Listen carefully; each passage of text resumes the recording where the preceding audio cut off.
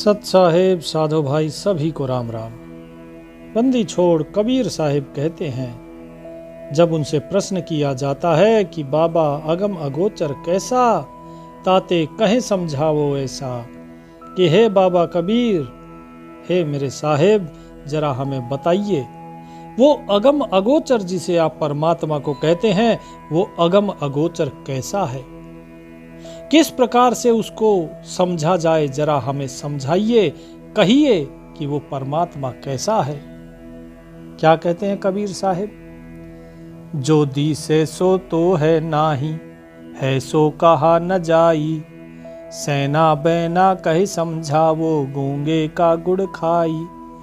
दृष्टि नदी से मुष्टि न आवे, बिन से नाही नियारा, ऐसा ज्ञान कथा गुरु मेरे, पंडित करो बिचारा।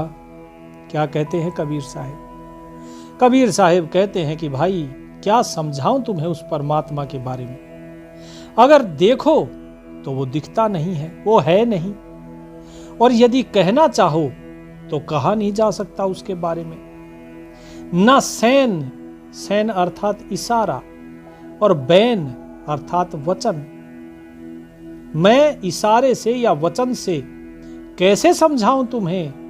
गूंगे का गुड़ भाई, जिस प्रकार एक गूंगा व्यक्ति गुड़ खा लेता है, उसके बाद क्या वो इशारे से बता सकता है? क्योंकि बोल तो वो सकता ही नहीं कि गुड़ कैसा है, वो गूंगा है। और इशारा अगर वो करे तो इशारे से बताए कैसे कि कैसा स्वाद है। तो जिस प्रकार गूंगा गुड़ का स्वाद नहीं बता सकता, इसी प्रकार परमात्मा के बारे में कोई भी ना तो इशारे से समझा सकता है और ना ही उसे वचनों के द्वारा समझाया जा सकता है।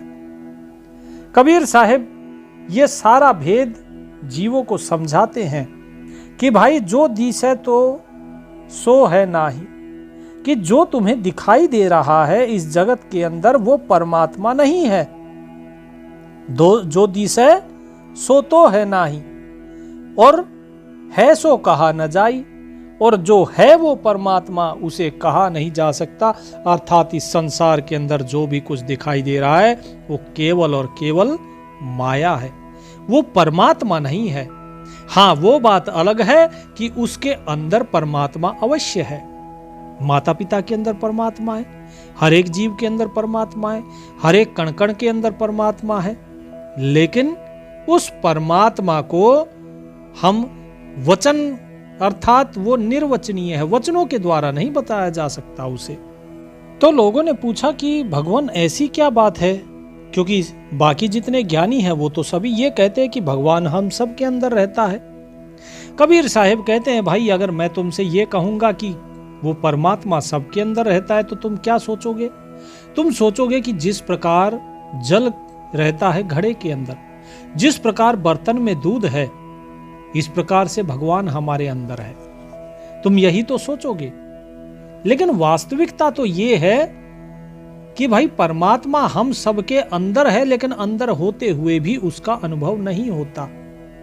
इतने में वहां से एक नास्तिक गुजर रहा था, वो चिल्लाकर बोला, अरे कबीर क्यों लोगों को बेवकूफ बना रहा है, भगवान कहीं है भी, अगर है तो बता, चल मुझे अनुभव करवा के दिखा दे। कबीर साहिब ने उसे बुलाया कि इधर आओ बेटा। बगल में एक दीपक जल रहा था। धर्मदास जी से कहा कि धर्मदास इसका हाथ पकड़ो और दीपक के ऊपर रखो, लो के ऊपर। धर्मदास जी ने उसका हाथ पकड़ा, दीपक की लो के ऊपर किया तो उसके हाथ में जलन होने लगी। उसने फटाक से हाथ हटाया और कहा, बोले अरे ये क्या कर रहे हो, मेरा हाथ जलाओगे तुम, तुम्हें पता है कितनी जलन हो रही है? कबीर साहब बोले, अरे जलन हो रही है, दिखाओ तो, कहां जलन हो रही है, दिखाओ। अब वो आदमी बोले, देखो मेरा हाथ जला दिया। बोले नहीं, हाथ जला वो उसकी नहीं पूछ रहा, मैं तो ये कह रहा हूं, तुमने कहा मेरे हाथ में जलन हो रही है, कहां है जलन, दिखाओ।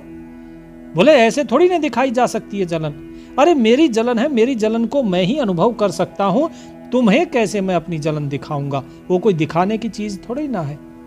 कबीर साहब बोले, ठीक इसी प्रकार से उस परमात्मा को केवल वही जानता है जिसने उस परमात्मा को पाया है। जिसने उस परमात्मा को पाया ही नहीं, वो कैसे उस परमात्मा को जान सकता है? क्योंकि वो परमात्मा इन इंद्रियों और मन के विषय से परे है, ना उसे देखा जा सकता, ना सुना जा सकता है, ना ही उसका किसी प्रकार से आप इंद्रियों के द्वारा अनुभव कर सकते हो।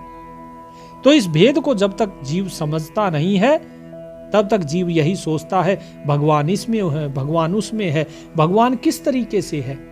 इत में एक व्यक्ति खड़ा होकर कहता है कि साहेब, भगवान तो ये भी कहते हैं माता सबरी को ज्ञान देते समय कि सातम सम मोहि में जग देखा, कि सातवां जो है मेरे अंदर ही सारे जगत को देखो। इसका अर्थ तो ये नहीं हुआ कि सारा जगत उस परमात्मा के ही अंदर है, भगवान के अंदर सारा जगत है। आप कह रहे हो सारे जगत के अंदर भगवान है, तो ये कैसा भेद हुआ? आप उल्टी बात क्यों कह रहे हो? आप दोनों की बातें मिलती नहीं है। श्री राम कुछ और कहते हैं, आप कुछ और कहते हैं। कबीर साहब बोले लेकिन उसके आगे क्या है? बोले इसके आगे लिखा है कि मोते अधिक संत करी लेखा, यानी कि संतों को मेरे से भी अधिक मानो। तो कबीर साहब बोले तो बस तो निर्णय हो गया कि जो संत कह दे वही सत्य है। तो इस बात पर उस व्यक्ति ने पूछा कि लेकिन ये तो दुविधा हो गई। कबीर साहब बोले दुविधा कैसे हो गई? दुविधा तुम पालते ही क्यों हो मन में? दुविधा मत रखो। कबीर साहब उसको समझाने लगे कि भाई जल में कुंभ, कुंभ में जल है, बाहर भीतर पानी, कहें कबीर जब मटका फूटा जल ही जल में समानी। कि मेरे भाई जल उसके अंदर क्या है? कुंभ अर्थात मटका है, और उस मटके में अंदर फिर से पानी है। यानी नदी के अंदर एक मटका है, उस मटके के अंदर जल भरा हुआ है, मटके के बाहर भी जल है, मटके के अंदर भी जल है। और जब ये मटका टूटता है भ्रम का, तो वो जल जल में ही समा जाता है। तो अब बताओ तुम क्या कहोगे इसे, कि जल में मटका है कि मटके में जल है? तो व्यक्ति कहता है कि ये तो दोनों ही चीजें सत्य हैं। कबीर साहब बोले ठीक इसी प्रकार वो परमात्मा इस सारे संसार के कण कण में है, और संसार का कण कण उस परमात्मा में है। तो एक व्यक्ति और खड़ा होकर बोलता है, बोले ये तो कोरा तर्क है, ऐसा तो हो ही नहीं सकता। कबीर साहब बोले कि भाई क्यों नहीं हो सकता? बोले ये तो निर्जीव चीजें हैं, मटका निर्जीव है, जल निर्जीव है, उसको तो हम भर के कितने ही मटकों में, मटके के अंदर मटका, उस मटके के अंदर मटका हम भर सकते हैं, लेकिन इससे कुछ प्रमाणित नहीं होता। कबीर साहब बोले कि ठीक है, तो जीवंत उदाहरण लीजिए। जब आप स्वप्न देखते हो तो बताइए आप स्वप्न में होते हैं या स्वप्न आपके अंदर होता है? तो लोग बोले कि हम तो सपने से बाहर रहते हैं, हम तो सोए हुए रहते हैं। दूसरा व्यक्ति बोला कि हम सपने में होते हैं। कबीर साहब बोले कि जब तक तुम सपने में नहीं होगे तुम सपने को देखोगे कैसे? सपने का एक जो विशेष व्यक्ति होता है जिसके माध्यम से सपना देखा जाता है, वो तुम ही तो होते हो, और तुम वास्तव में सपने के बाहर भी होते हो। यानी तुम सपने के बाहर भी हो, तुम सपने के अंदर भी हो। उस सपने का जो जर्रा जर्रा कण कण जो है वो सब कुछ तुम ही होते, तुम्हारे अलावा और कोई होता ही नहीं। अब जरा बताओ मुझे कि तुम सपने में हो या सपना तुम में है?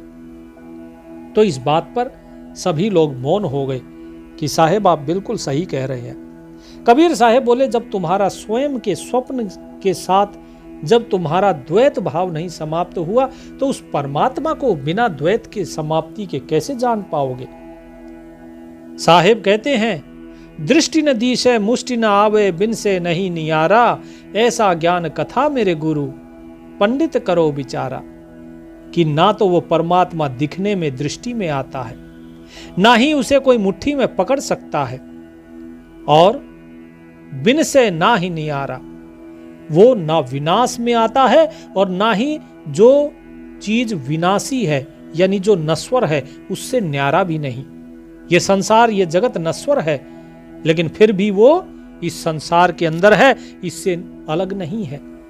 लेकिन इसके बावजूद वो विनष्टा भी नहीं है, वो नश्वर नहीं है, उसके बावजूद वो नाशवान के साथ एक भी है।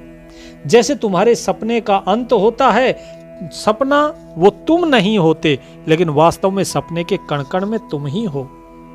इसी प्रकार से वो परमात्मा भी है। जो इस द्वैत में फंसा है कि ये अलग है मैं अलग हूं, अरे जरा बताओ तो मुझे, क्या तुम्हारी परछाई तुमसे अलग हो सकती है? तुम कहोगे नहीं जी मैं परछाई नहीं हूं, लेकिन अगर तुम परछाई नहीं हो तो फिर परछाई कौन है?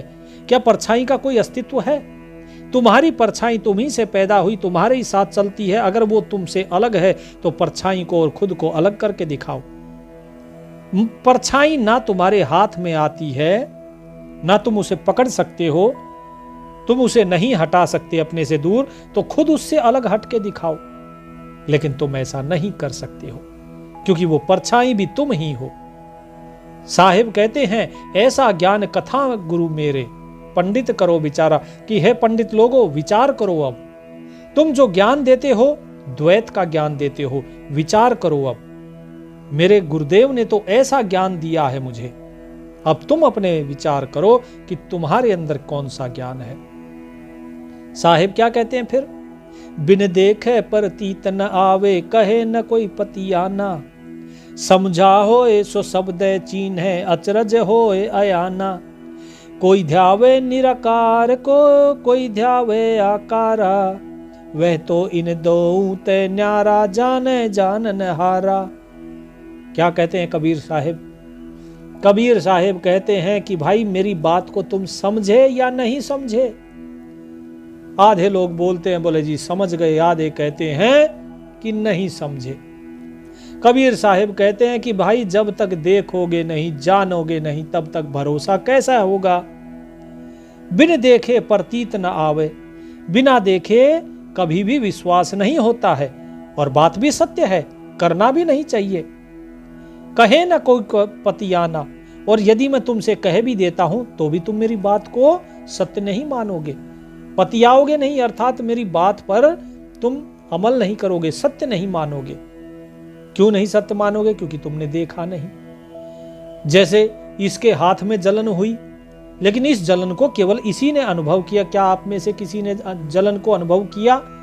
आप लोगों ने उसका हाथ तो देखा, आपने हाथ दिखाया उसने, तो आपको हाथ दिखाई दिया, आपको दीपक की भी दिखाई दे रहा है, लेकिन क्या आपको वो जलन दिखाई दी? सभी ने कहा नहीं दिखाई दी। कबीर साहिब बोले, लेकिन अगर अपना अपना हाथ इस पर अगर रखोगे तो सबको उस जलन का अनुभव हो जाएगा। तो उस परमात्मा का अनुभव उसे ही होता है जो अनुभव करता है। तो कबीर साहिब क्या कहते? बिन देखे प्रतीत ना आवे, कहे न कोई पतियाना, समझा होए सो शब्द चीन है। कि भाई हमारी बात को जो समझ लेगा, जो हमारे इस भेद को समझ लेगा, वही उस शब्द को भी समझ सकता है।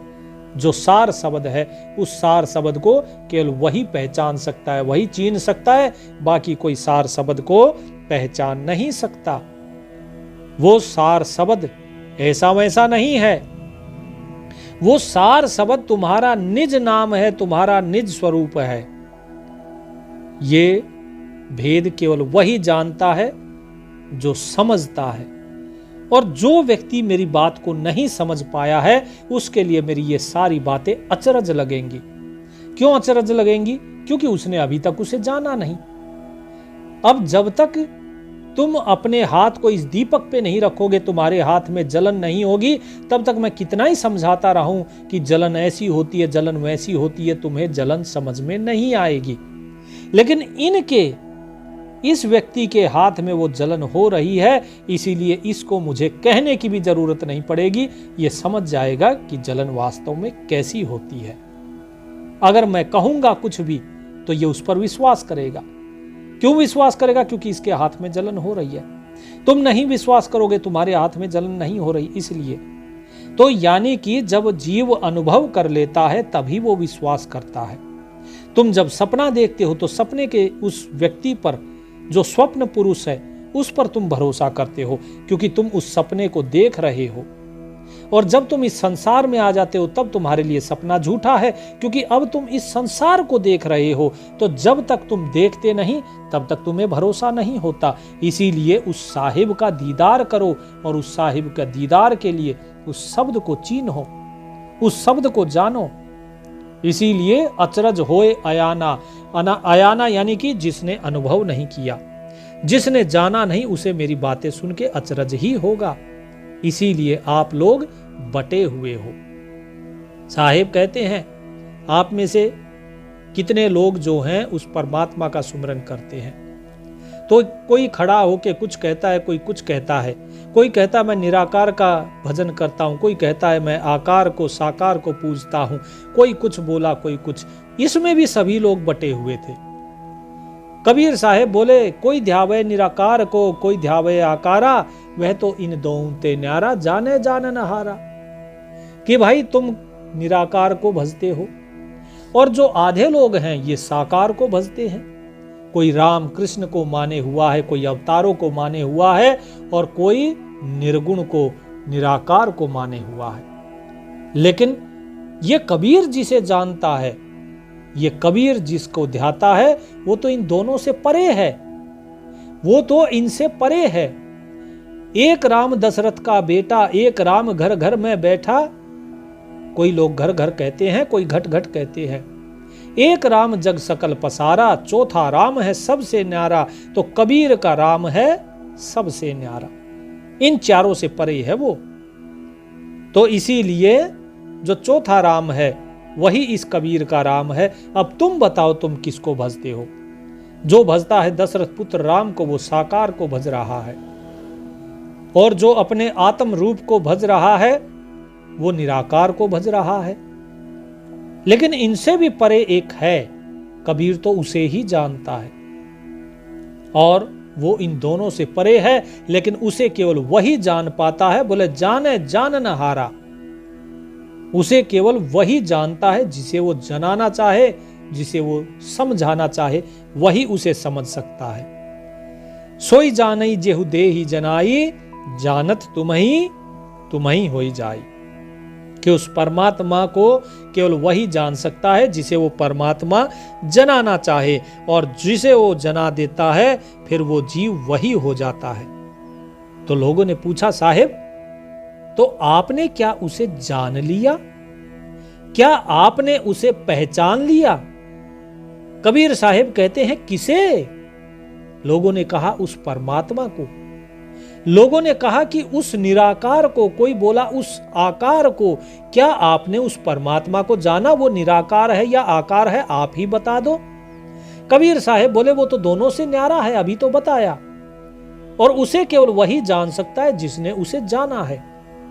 मैं कितना ही भी आप लोगों को समझाऊं, आप नहीं मानोगे। कबीर साहिब से लोगों ने प्रश्न किया, यदि ऐसा है तो फिर तो उसे जानने के बाद आप स्वयं वही हो जाने चाहिए थे। कबीर साहिब बोले, अब तो जाए चढ़े सिंहासन, मिले हैं सारंग पानी, राम कबीरा एक भय है, कोई न सके पिछानी। कि अरे भाई, अब तो ये कबीर उस परमात्मा के सिंहासन तक पहुंच गया है।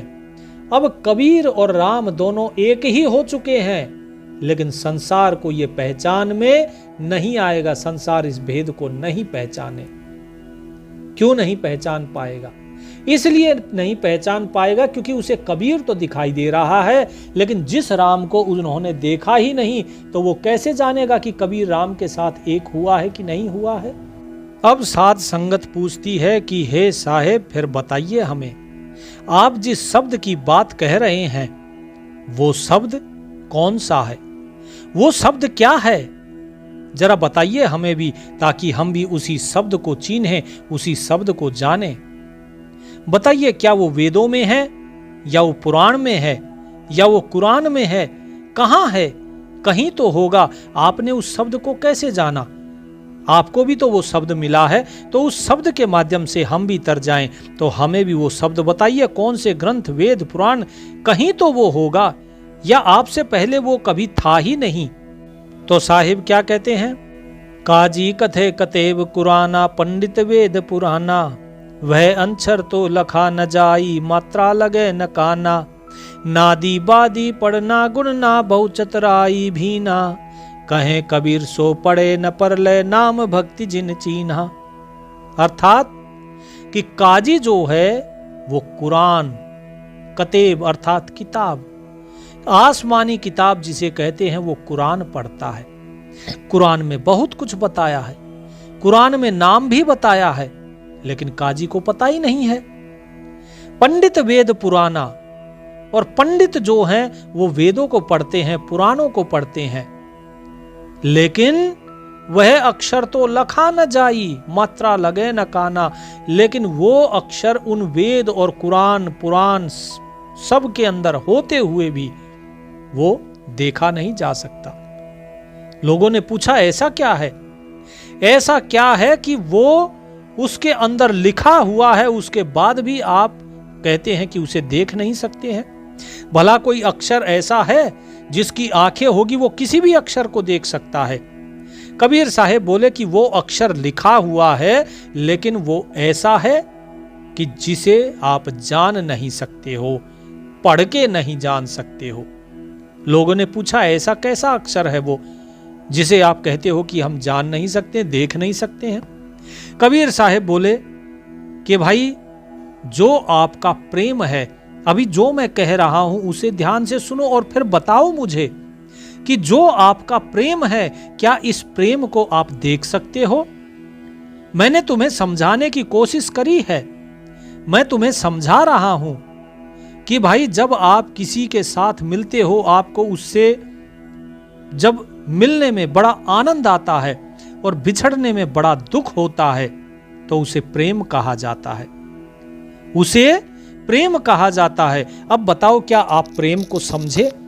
क्या आपने प्रेम को अनुभव किया या आपने प्रेम को देखा? नहीं देखा। इसी प्रकार कुरान में भी समझाया गया है, वेद पुराण में भी समझाया गया है, लेकिन वो अक्षर ऐसा है जो लिखने में नहीं आता। वह अक्षर तो लखा न जाई, मात्रा लगे न काना। अर्थात ना तो उस अक्षर को कोई लिख सकता है, ना ही उस अक्षर को मात्रा अर्थात उसको जो है लिखा नहीं जा सकता, उसे देखा नहीं जा सकता और उसे सुना भी नहीं जा सकता कान से। मात्रा लगे ना काना, अर्थात कान से भी उसे सुना नहीं जा सकता। तो वो देखने, सुनने, लिखने इन सभी से परे है। उसका बयान कर सकते हैं, उसकी व्याख्या कर सकते हैं, लेकिन परमात्मा तो इतना विशाल है जिसके लिए वेद भी कहते हैं नेति नेति, अर्थात न इति न इति, अर्थात इति का अर्थात अंत, न माने नहीं कि उसका कोई अंत नहीं, कोई अंत नहीं, वो ये भी नहीं है, ये भी नहीं है, वो इससे परे है। तो वेद भी वास्तव में उसका भेद नहीं जानते हैं, इसीलिए वो नाम लिखने में नहीं आता है। हालांकि उसका बयान तो हर जगह है, कुरान हो या पुराण हो, वेद हो या इंजील हो, हर जगह है। नादी बादी पढ़ना गुणना, बहुचतुराई भीना, कहें कबीर सो पढ़े न परलय, नाम भक्ति जिन चीन्हा। कबीर साहिब कहते हैं कि भाई चाहे नादी हो या बादी हो, नादी कहा जाता है जो साधु संत है, और बादी कहा जाता है जो वाद विवाद करने वाले पंडित ज्ञानी है।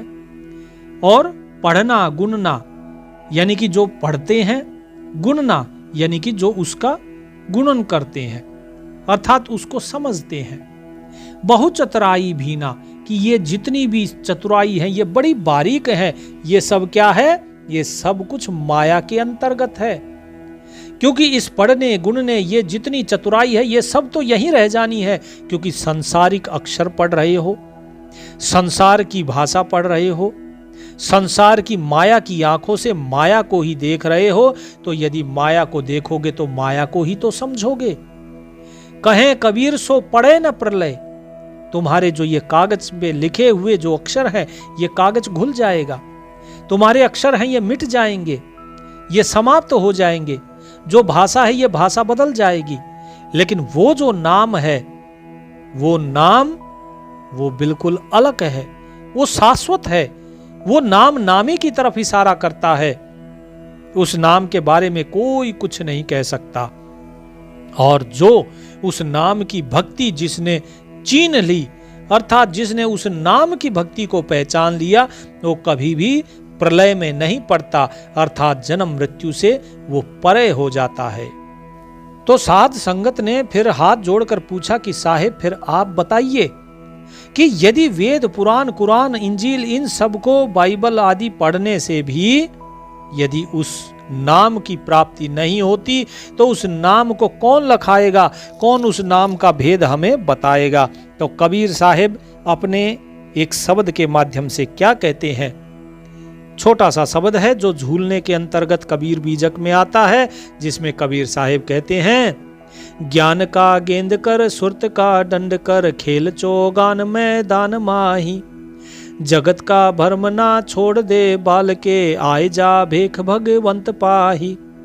भेख भगवंत की शेष महिमा करे, शेष के शीश पर चरण डारे, काम दल जीत के कवल दल शोध के, ब्रह्म को भेद के क्रोध मारे, पद्मासन कर पवन परिचय करे, गगन के महल पर मदन जा रे, कहते कबीर कोई संत जन जोहरी, कर्म की रेख पर मेख मारे।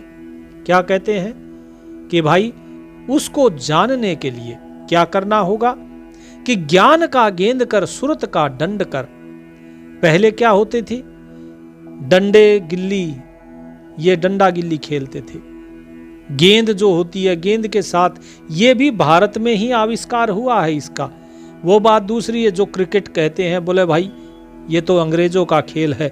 साहिब कहते हैं ज्ञान का गेंद कर सुरत का दंड कर, खेल चौगान मैदान माही, कि भाई डंडा करो किसका, सुरत का, सुरत का डंडा करो और ज्ञान की गेंद लो, अर्थात ज्ञान को ग्रहण करो और अपनी जो सुरत है उस सुरत को, अब दंड कहां, दंड अर्थात डंडा, डंडा कौन सा है, आपकी मेरुदंड, कि मेरुदंड के माध्यम से इस सूरत को अब ऊपर चढ़ाओ और क्या करो, खेल चौगान मैदान माही, कि जो मैदान है कौन सा मैदान है, इस शरीर का, ये शरीर रूपी खेत जो है इसे ही कहा गया है, साहिब ने कहा है मैदान, कि इस मैदान में अब इस सूरत के साथ खेल खेलो।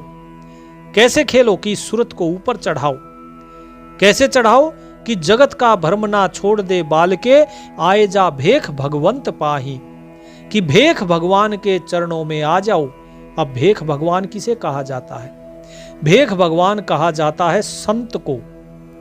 जो संत होता है, जो साधु होता है, उसे कहा जाता है भेख भगवान, कि भाई जो संत हैं उनके चरणों में आओ। साहिब क्या कहते हैं, सतगुरु संत और अवतारा तीन कला एक दरबारा। गरीबदास महाराज कहते हैं सतगुरु, संत और अवतार, ये तीनों अलग अलग कलाएं हैं जो एक ही दरबार की हैं। तो उस संत भगवंत के चरणों में आओ। इस जगत के अंदर जो तुम भ्रम रहे हो, इस जगत के भ्रम को छोड़ दो। अगर जगत की बात मानोगे तो जगत में ही भ्रमते रह जाओगे। तो जगत से परे हो जाओ और किसकी तरफ चलो, भेख भगवान की तरफ। फिर क्या कहा कि भेख भगवंत की शेष महिमा करे, शेष के शीश पर चरण डारे, कि उस भेख भगवान की, उस संत भगवान की, उसकी तो स्वयं शेष भी अपने हजारों फनों से महिमा गाते हैं और उसी शेष के शीश पर चरण रख के फिर ऊपर चढ़ना है। अर्थात वो शेष तो केवल महिमा गा रहा है, उस शेष के भी परे चलना है।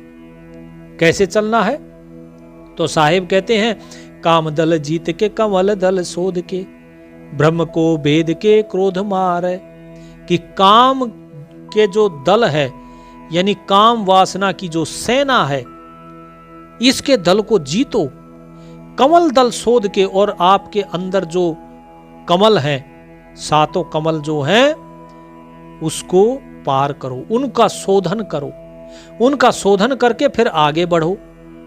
क्या कि ब्रह्म को भेद के क्रोध मारे, कि उस ब्रह्म का भेदन करना है और उस क्रोध को मारना।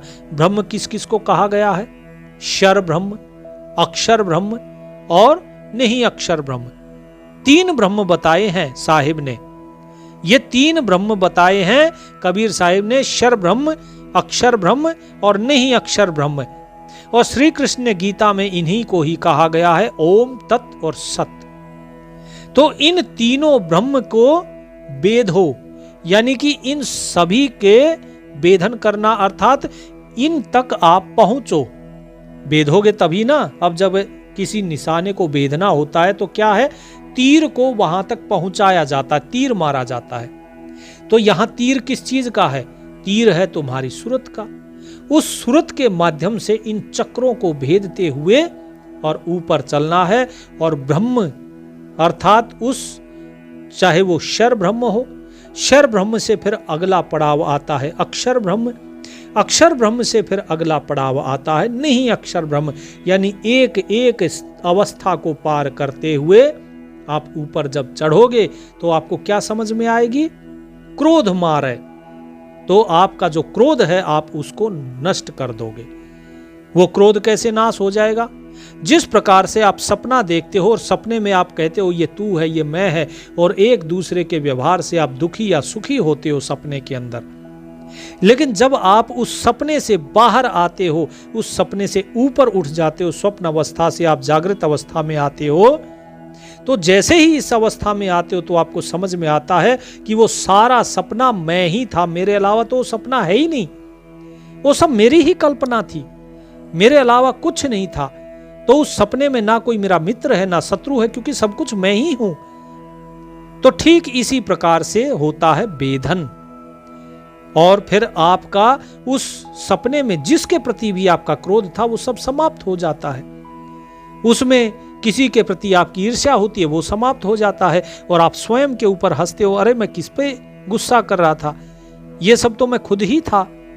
तो ज्ञानी व्यक्ति जब इस चीज को अनुभव करता है तो उसका क्रोध अपने आप नाश हो जाता है।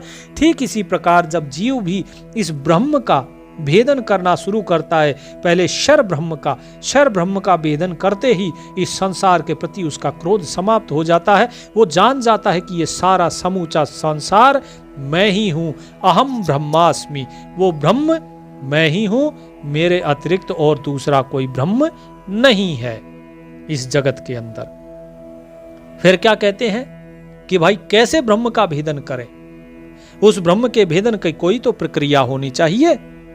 तो कबीर साहिब कहते हैं, पद्मासन कर पवन पर चकर, गगन के महल पर मदन जा रहे। तो क्या कहा कि भाई पद्मासन में बैठ जाओ। पद्मासन मतलब आलथी पालथी मार के, क्रॉस लेग।